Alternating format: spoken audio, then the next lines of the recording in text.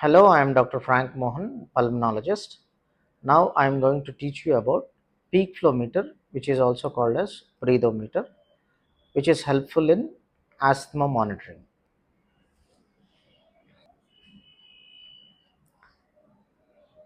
ఇది ఇలా ఉంటుంది.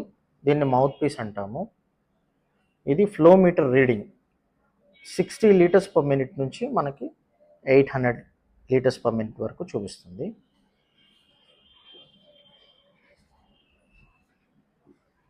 దీన్ని మనం నించొని చేస్తేనే మంచిది. ఇలా పట్టుకోవాలి, దీన్ని చేతులతో క్లోజ్ చేయకూడదు. శ్వాస బలంగా తీసుకొని